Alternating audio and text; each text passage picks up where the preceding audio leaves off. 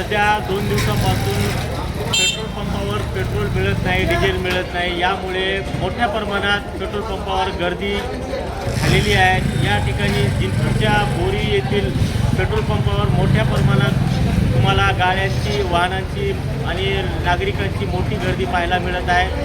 सद्यस्थितीला petrol पंपावर 200 रुपयाचा petrol प्रत्येक वाहनाला देण्यात येते आणि 2000 रुपयाचा डिझेल प्रत्येक 4 चाकी वाहनाला देण्यात येते. तर या ठिकाणी आपण या नागरिकांशी संवाद साधूया. काय अडचण आहे? आता तुम्ही 1-1.5 तासापासून इथं पेट्रोलसाठी लाईनमध्ये लागले, काय त्रास होते? काय उन्हाचा खूप त्रास व्हायला ना होता. हां, काय सरकारबद्दल काय बोलणार तुम्ही? थोडं थांबायचं आता इथं किती वेळ झाला? किती दिवसापासून पेट्रोल मिळत नाही पंपावर? हे 5 दिवसापासून मिळत नाही. हां, 2-3 तास थांबावं लागेल. आता सध्या स्थितीला या पंपावर कितीचं पेट्रोल मिळतं? हे 200चं द्यायला हां, 200 रुपयामध्ये भागते का? नाही भागत. आता समजा तुम्हाला 100 ते 150 किलोमीटर तुम्हाला जायचं आहे, तर 200 रुपये पेट्रोलमध्ये कसं भागत? नाही भागत नाही. मग यासाठी काय करायला लागेल सरकारनं उपाययोजना? काहीतरी आता हे जास्तीचं पेट्रोल सोडून नाव काय तुमचं? कैलास रंगनाथ करणार गाव? आरबी मामा काय तुम्हाला अडचण काय होते? याच्याशिवाय कामच होईना आता. हां, याच्याशिवाय कामच होईना आता. 10 वर्षापूर्वी सगळं लागली येते.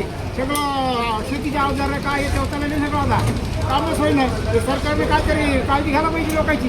आता हे युद्ध थांबलं तर ठीक आहे, नाही तर युद्ध असं सुरू राहिलं तर मग पेट्रोलचा खूप मोठ्या प्रमाणात युद्ध पुरवठा. थांबणं हे सरकारच्याच हातात आहे. सरकारनं समजोता करायला पाहिजे, मिटवायला पाहिजे. सगळं आमजनतेचा विचार जर केला तर हे फुकट लोक मराठी निष्पाप लोक या सरकारच्या धोरणामुळे.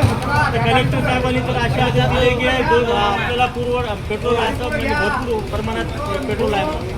सगळ्या गोष्टी सरकारनं तयार केल्या. सरकारला मिटवायला पाहिजे. सरकारनं हे आमजनतेचा विचार करायला पाहिजे, सामान्य माणसाचा. लोक मराठीत हे लोक आता विनाकारण सरकार कमीत कमी 2 तासापासून या लाईनीमध्ये लागलेले आहेत. तुम्हाला काय त्रास जाणवते पेट्रोलबद्दल?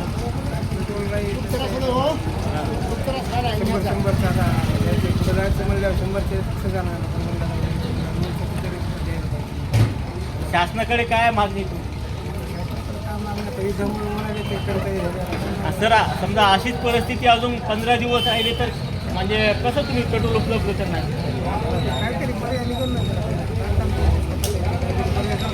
आणि पर्याय नाहीच निघाल्यावर म्हणजे आपण पूर्वीच्या काळात जसं सायकलचा वापर होत होता तसाच वापर होणार. सध्या पेट्रोलची टंचाई आहे. तुम्हाला पंपावर पेट्रोल भेटते का? नाही भेटत. किती दिवसापासून याची अडचण निर्माण झाली? 8 दिवस झाले. याचे कारण काय? काय युद्धाची परिस्थिती म्हणायची. म्हणजे युद्धाची परिस्थिती सर्वसामान्यांना पण त्रास व्हायले का? हो, आता सध्या स्थितीला या पंपावर किती पेट्रोल द्याले? 100. 100 रुपये. बोरी येथील पेट्रोल पंपाचे मालक आपल्यासोबत उपस्थित आहेत. त्यांच्याकडून थोडक्यात संवाद साधूया. भाऊ काय सांगणार? सध्या स्थितीला 2 दिवसापासून पेट्रोलची टंचाई झालेली आहे आणि आज सध्या स्थितीला पेट्रोल उपलब्ध आहे. तर या वाहनधारकांना तुम्ही कशा पद्धतीने डिझेल आणि पेट्रोल मोठा आहे.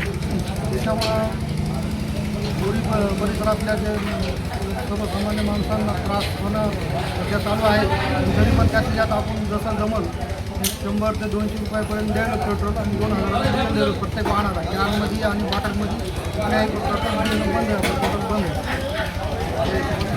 आता जिल्हाधिकारी साहेबांनी एक आदेश काढलेले आहे की कोणत्याही अफवावर विश्वास ठेवू नये आणि सध्या डिझेलचा साठा पुरेल असा उपलब्ध आहे म्हणून त्यांनी असे आदेश काढलेले. त्यावर काय आपण टाक्याची काय तुम्हाला आम्हाला जाणवत नाही, कारण की आमची गाडी जर तिथं गेली आपल्या ह्याला कोल्हापूरला गाडी भरायला गेली की त्या लगेच ताबडतोब गाडी भरून येत आहे. पण येईपर्यंत थोडंसं संपर्क काढायला पाहिजे. जनतेने पण थोडंसं बघायला पाहिजे. पेट्रोल डिझेल घटक आहे असं निव्वळ नाही म्हणून असं कधी ड्राय पंप होत नाही. आता कोणी 1000 मीटरने कोणी 2000 मीटरने त्यामुळे जिल्हाधिकारी साहेबांना जे नियम लागू केले ते खूप चांगले झाले. पैसे आणायचे ऐन वेळेला 2000 मीटर सगळ्यासाठी चांगली व्यवस्था झाली. जिल्हाधिकारी साहेबांना जे नियम लागू केला ते एकदम योग्य नियम आहे.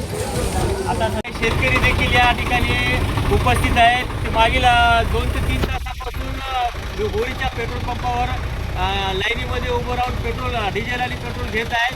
तर आता सध्या स्थितीला शेतकऱ्यांची खूप मोठी अडचण आली कारण की सध्या स्थितीला पेट्रोल पंपावर डिझेल 2,000 रुपयातच भेटत आहे, परंतु 2,000 रुपयामध्ये शेतकऱ्यांची जेवढी पाहिजे तेवढी नांगरवटी होत नाही. तर तुम्हाला आता सध्या स्थितीला 2,000चा पेट्रोल मिळत आहे. तर या 2,000 रुपयामध्ये तुमचा पुरवठा होते का? 2 एकर वाहून नांगरणं होत नाही तर काय पुरवठा होणार आहे? हां पाहिजे तेवढी पुरवठा पाहिजे, पुरवठा भरपूर पाहिजे. कमी पुरवठ्यामध्ये 2,000मध्ये शेतकऱ्याचं काहीच काम होऊ शकत नाही. आता दिवसभरातून तुम्ही किती एकर नांगरवटी करता? 4 एकर 4 एकरसाठी किती पेट्रोल 40 लिटर हां 40 लिटर लागतो. 40 लिटर पेट्रोल भेटते का पंपावर? खर्च येत नाही. 2,000 रुपयात काय येणार आहे इथं? 40 लिटर पेट्रोल येणार आहे 2,000. अशातून घरी आला तर 500 डिझेलमध्ये काही होऊ शकत नाही. काय शासनाकडे काय मागणी? शासनाकडची मागणी आमची अशी आहे की आम्हाला लागून तेवढा पुरवठा इथं उपलब्ध करावा.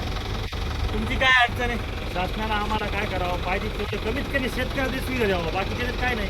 आता आम्ही काय करणार? 2,000 तेल नेणार, 2,000 तुमचं याला झाला 500 तेल लागणार, जाणार एक झाला पुन्हा आम्हाला पुरणार नाही, पुन्हा काय दुपारच्याला पुन्हा वापस येणार. म्हणजे आम्ही काय करायचं नेमकं? म्हणजे आता न्यायचं काही नुसतं चक्र माहिती काय करायचं नेमकं? म्हणजे 2,000 रुपयामध्ये बी तुमची अडचण म्हणजे ह्याचं मार्गी लागेल. 2,000 आमचं काहीच मार्गी लागत नाही. आमचं 2,000 काय व्हायला आमचं फक्त चक्राला 500 गेले आणि 2-3 तास शेतात काम व्हायला पुन्हा यायला जातं. ते आमचं किती घाटा नुकसान किती आहे आमचं? शेतकऱ्याने काय करावं नेमकं? 2,000 यायला काय होणार आहे? शासनाने या गंभीर बाजूकडे कशा पद्धतीने उपाययोजना करायला पाहिजे? आम्हाला कमीत कमी काय नाही, यांनी जे आम्हाला तेल हे ते कमीत कमी चांगला पुरवठा तरी करायला पाहिजे. शेतकऱ्याची तरी चांगली करायला पाहिजे. बाकीचं तरी आम्ही काय सांगू शकत नाही. आमचं तरी पुरवठा करायला पाहिजे. बघा आता सध्या शेतकरी खूप मोठ्या अडचणीत सापडलेला आहे आणि या ठिकाणी आता सध्या नांगरवटीचे पाण्याचे दिवस सुरू आहे शेतामध्ये आणि 2 दिवसापासून पंपावर डिझेल आणि पेट्रोल पाहिजे तेवढा मिळत नाही नसल्याने शेतकरी हे खूप मोठ्या अडचणीत सापडलेला आहे.